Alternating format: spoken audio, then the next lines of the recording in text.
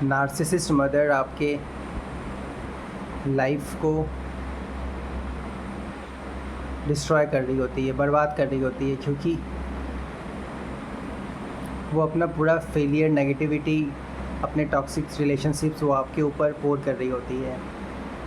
Narcissist mother के पास भी दो चॉइसेस होते हैं। एक तो ये कि अगर वो विक्टिम कार्ड ना खेले, दूसरा ये कि वो विक्टिम कार्ड खेल के अपने लाइफ को कंफर्टेबल बनाते रहे, सिर्फ अपने लाइफ को कंफर्टेबल। क्योंकि जब नार्सिसिस्ट मदर विक्टिम कार्ड खेलती है तो वो सिर्फ अपने लाइफ को कंफर्टेबल बनाने के लिए खेल रही होती है, और जब वो विक्टिम कार्ड खेलती है तो वो विक्टिम कार्ड पोर करती है अपने खुद के बच्चों के ऊपर, इवन अपने सारे सराउंडिंग्स में जो रिलेटिव्स, फ्रेंड्स लोग होते हैं उन सब के ऊपर, ताकि विक्टिम कार्ड खेल के वो अपने आप को सेफ़ रख सके, वो अपनी लाइफ को सेफ़ और कंफर्टेबली जी सके।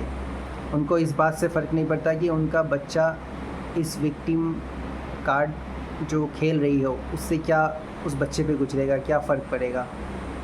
उसे बस खुद की फ़िक्र होती है। इसलिए ऐसे नार्सिसिस्ट मदर अपने बच्चे को अपने से अलग नहीं होना देना चाहती, कभी भी नहीं, पूरी तरीके से अपने कंट्रोल में रखती है। उनके बाद दो चॉइस होता है। एक तो ये कि जो प्रॉब्लम, जो चैलेंजेस, जो भी डोमेस्टिक वायलेंस नार्सिसिस्ट मदर ने झेला है उसको वो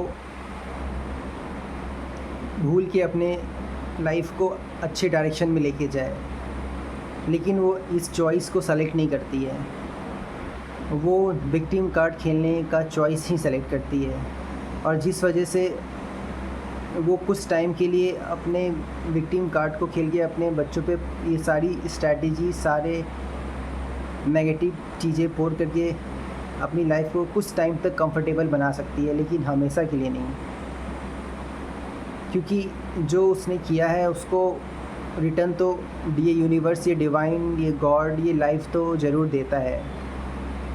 तो ऐसे सिचुएशन में जब एक बच्चा पूरी तरह से घिरा होता है, खुद के ही टॉक्सिक पेरेंट्स से फ़ाइट कर रहा होता है, खुद के ही नार्सिसिस्ट पेरेंट्स से फ़ाइट कर रहा होता है, तो वहाँ उस वक्त उसके पास कोई ऑप्शन नहीं होता। लेकिन जब डिवाइन इंटरवेंशन होता है, यानी कि उस बच्चे की जब अवेकनिंग स्टार्ट होती है, तब वहाँ से ऐसे समझ लो कि भगवान उसको प्रोटेक्शन देना स्टार्ट कर देता है। उसके लाइफ में कुछ भी, अब जो कुछ भी नेगेटिविटी था या नेगेटिविटी है, वो सब धीरे धीरे रिलीज़ होने लगता है, और उस अकॉर्डिंग जितने भी टॉक्सिक चीज़ें हैं उसकी लाइफ में, चाहे वो पेरेंट्स हो, फैमिली हो, मेंबर्स हो, वर्क हो या सराउंडिंग हो, कुछ भी, वो सब धीरे धीरे हटने लग जाता है। और जब ये अवेकनिंग की जर्नी आपको मिलती है तो एक स्ट्रेट फॉरवर्ड क्लियर मैसेज होता है कि आपको अब वो सब कुछ झेलना नहीं है आगे। आप जितना झेल रहे थे वो उसका एंड हो चुका है, उसका द एंड हो चुका है। अब आपको आपकी जो डेस्टिनी है, आपकी जो अच्छी डेस्टिनी है, आपकी जो अच्छी लाइफ है, वो अब आपको डिवाइन द्वारा, ये लाइफ यूनिवर्स द्वारा दिया जा रहा है। और उस पॉइंट ऑफ टाइम से आपकी क्लीनिंग, आपकी हीलिंग स्टार्ट हो जाती है। तो ऐसे सिचुएशन में आपको कुछ टाइम के लिए उसी टॉक्सिक पेरेंट्स के बीच रखा जाता है, जिसको आइसोलेशन पीरियड बोलते हैं। उस आइसोलेशन पीरियड जो है, वो आइसोलेशन पीरियड एक तरीके से प्रोटेक्शन है आपके लिए, क्योंकि अभी आप उस लेवल पे नहीं गए हो, अभी आप रेडी नहीं हुए हो कि आप टॉक्सिक एनवायरनमेंट को छोड़ सको। जब आप टॉक्सिक एनवायरनमेंट को छोड़ने के लिए रेडी होते हो तो आपको नेचुरली इंट्यूशन या कॉलिंग अंदर से आने लगती है, या फिर आपकी रियलिटी को बाहर से वैसा प्रेशराइज़ कर दिया जाता है।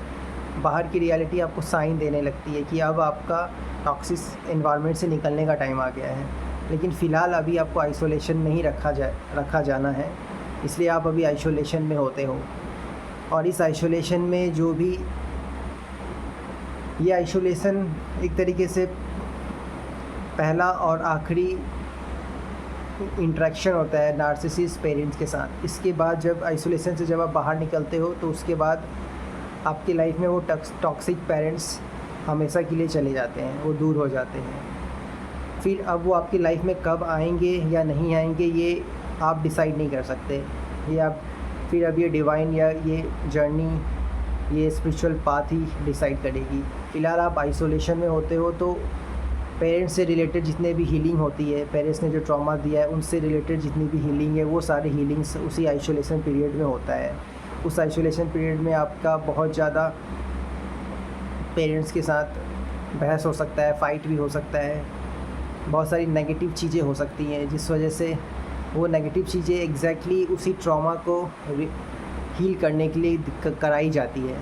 आप नहीं कर रहे होते हो, वो करवाई जाती है ताकि आप फाइनली वहाँ से सब कुछ जितना भी आपके कॉन्ट्रैक्ट्स जो भी उससे रिलेटेड, पेरेंट्स से रिलेटेड ट्रॉमा मिला है वो सब हील हो जाए, फिर आपको दोबारा वो चीज़ फेस ना करना पड़े। क्योंकि जब तक आपके अंदर वो टॉक्सिक पेरेंट्स वाला ट्रॉमा बैठा हुआ है,